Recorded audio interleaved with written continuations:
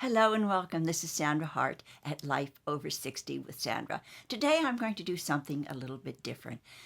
I am going to share with you a true story about love and gratitude.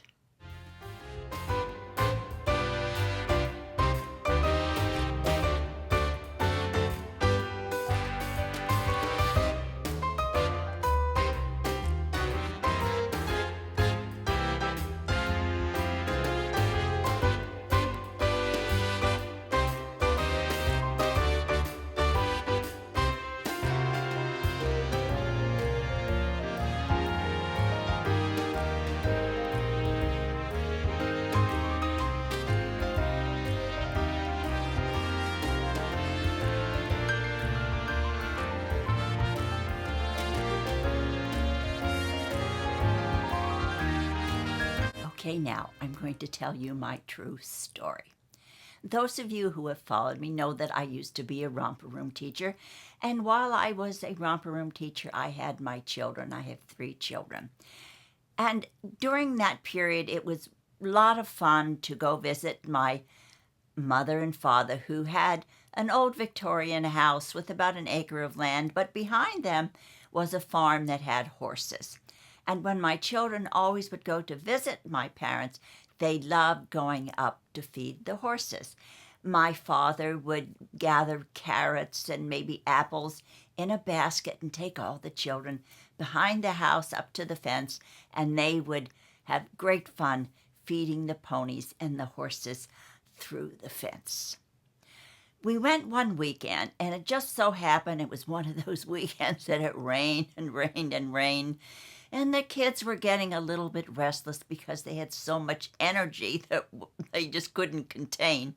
So I thought, okay, let me put on my mommy romper room hat, and I'll try to think of something to keep them occupied. So I took 3 pieces of drawing paper, gave them their crayons and pens and whatever I could find at my mother's house. And I said, okay, let's do something really fun. I want you to put down on a paper and just your own thoughts. And I want you to think, put your thinking cap on. What makes you really happy? And what are you thankful for? And I want you really to think about it. So they were kind of rolling their eyes and thinking and hiding their papers so their siblings wouldn't look to see what they were doing. And my older girls started drawing right away. And then I noticed my little son was just sitting there kind of looking around and rolling his eyes, and he just was thinking and and then finally he got to work and he drew something on his paper too. So when they were all finished, I said, okay, now, one by one, I want you to show us your picture, and then we'll try to guess what it is that really makes you happy. So my oldest daughter went first, and she held up a picture of a face of a girl with like hair coming down. And Allison said, well, is that maybe your best friend in school? And Brett said, no. And Emerson looked and he said, yeah, why? Do you want another baby in the family? And she said, no. And I said, no. And nobody really could guess until finally Allison, my middle daughter, says, oh, I know. That's Tiny Tears. That's the doll that you got for Christmas, and you're always putting makeup on her face. And Brett said, yes, that's what it is. I love my Tiny Tears. She makes me so happy. And it really was true. My daughter always used to put lipstick, comb her hair, and I think eventually she wound up cutting most of her hair off. But she's always loved makeup and was of all my children, she was my beauty makeup girl. So that one was guessed. And so Allison stood up next and she showed her picture. Now this was a no-brainer because we all knew what it was. It was a picture of a horse. Of course, a horse. And Allison said, you know what this is? And Brett said, yes, we all know what it is. It's a horse.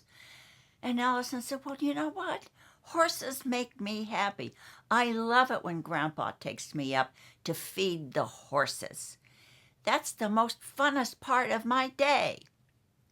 And do you know what? As life would have it, Allison was able to get horses and ponies, rescue horses that were thoroughbred horses that people were giving away almost free her whole life. And then she and her husband now have a thoroughbred horse farm in Lexington. So her dream came true. And so the last one to stand up was my little son.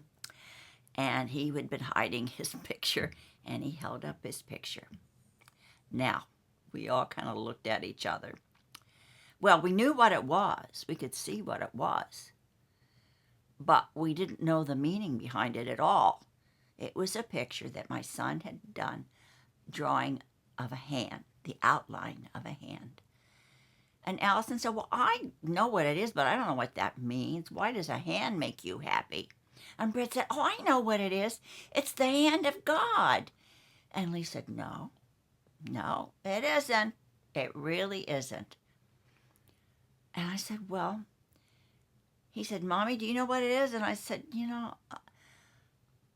I really don't know. And he says, Mother, this is Grandma's hand.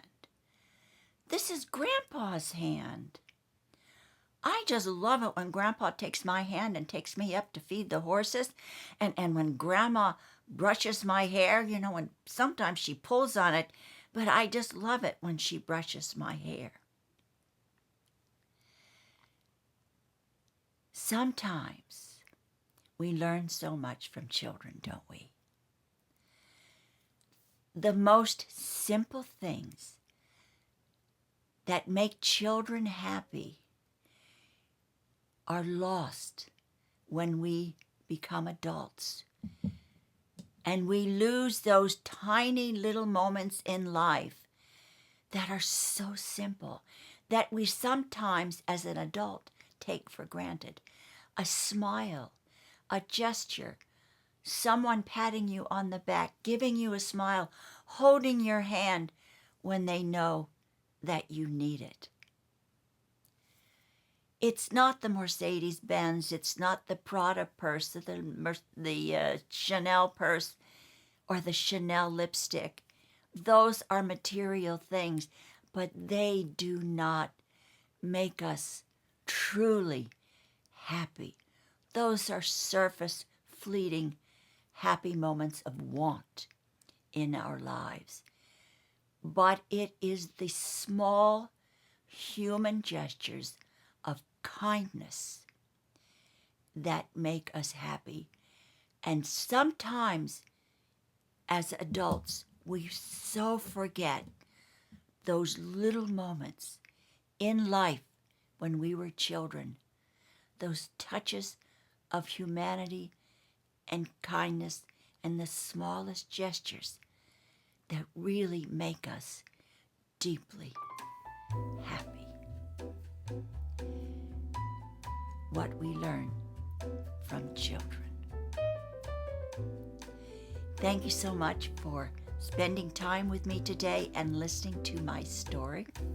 I do hope that you will do something wonderful for yourself, and of course, always be kind to whomever crosses your path. And of course, let's all share the love. I appreciate each and every one of you from the bottom of my heart. What are you truly grateful for in the simplest of forms? Take care, and I hope to see you again in my next video.